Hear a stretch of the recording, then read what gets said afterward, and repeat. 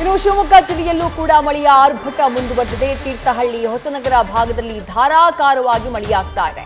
ಮಲೆನಾಡಿನ ಮಹಾಮಳೆಗೆ ತುಂಗಾ ನದಿ ಮೈದುಂಬಿ ಹರಿತಾ ಇದೆ. ಶಿವಮೊಗ್ಗ ನಗರದಲ್ಲಿ ತುಂಗಾ ಮಂಟಪ ಮುಳುಗಡೆಯಾಗ್ಬಿಟ್ಟಿದೆ. ಮುಂಗಾರು ಮಳೆಗೆ ಮೊದಲ ಬಾರಿಗೆ ತುಂಗಾ ಮಂಟಪ ಮುಳುಗಡೆಯಾಗಿದೆ. ಕೋರ್ಪಲಯ್ಯ ಛತ್ರದ ಬಳಿ ತುಂಗಾ ಮಂಟಪ ಮುಳುಗಡೆಯಾಗಿದೆ. ಇನ್ನು ಶಿವಮೊಗ್ಗದ ಹೃದಯ ಭಾಗದಲ್ಲಿ ತುಂಗಾ ನದಿ ಮೈದುಂಬಿ ಹರಿತಾ ಇರುವ ಬಗ್ಗೆ ನಮ್ಮ ಪ್ರತಿನಿಧಿ ಪ್ರಸನ್ನ ಗ್ರೌಂಡ್ ರಿಪೋರ್ಟ್ ನೀಡಿದ್ದಾರೆ. ನೋಡೋಣ ಬನ್ನಿ.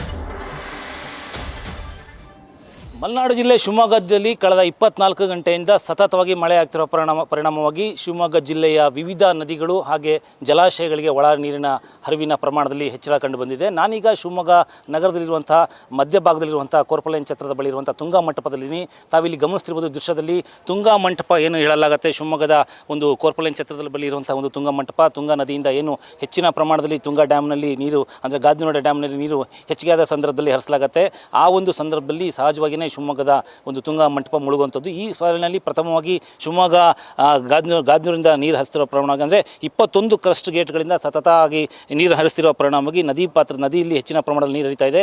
ಇದರ ಪರಿಣಾಮವಾಗಿ ಶಿವಮೊಗ್ಗದಲ್ಲಿ ಇರುವಂಥ ಅಂದರೆ ನದಿಯ ನೀರಿನ ಮಟ್ಟವನ್ನು ತಿಳ್ಕೊಳ್ಳೋಕ್ಕೋಸ್ಕರ ಹಿಂದೆ ಸ್ಥಾಪನೆ ಮಾಡಿರುವಂಥ ನಿರ್ಮಾಣ ಮಾಡಿರುವಂಥ ತುಂಗಾ ಮಂಟಪ ಈಗ ಸಂಪೂರ್ಣ ಮುಳುಗಡೆ ಆಗಿರುವಂಥದ್ದು. ಅದೇ ರೀತಿ ಶಿವಮೊಗ್ಗದಲ್ಲಿ ನದಿಯ ಭಾಗದಲ್ಲಿ ಹರಿದು ಹೋಗುವಂಥ ಈ ನದಿಯನ್ನು ನೋಡೋಕ್ಕೆ ಸಾಕಷ್ಟು ಜನ ಬರ್ತಿದ್ದಾರೆ.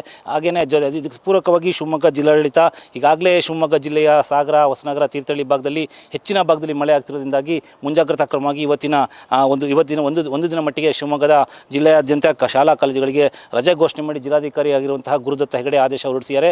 ಹಾಗೆಯೇ ಶಿವಮೊಗ್ಗ ಜಿಲ್ಲೆಯ ಪ್ರಮುಖ ಜಲಾಶಯಗಳಾಗಿರುವಂಥ ಭದ್ರಾ ಆಗಿರ್ಬೋದು, ಲಿಂಗನಮಕ್ಕಿ ಆಗಿರ್ಬೋದು, ಎಲ್ಲ ಜಲಾಶಯಗಳಿಗೆ ಒಳಹರಿವಿನ ನೀರಿನ ಪ್ರಮಾಣದಲ್ಲಿ ಹೆಚ್ಚಳಾಗಿದೆ.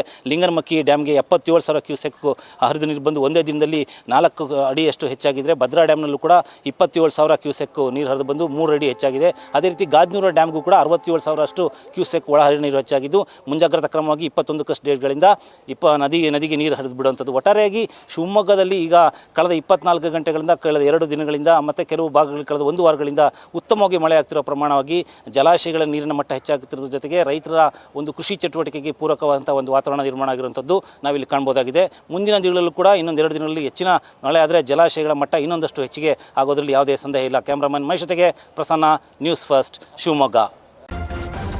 ನ್ಯೂಸ್ ಫಸ್ಟ್ ನಿರ್ಭೀತಿಯಿಂದ ನಿಮ್ಮ ಪರವಾಗಿ.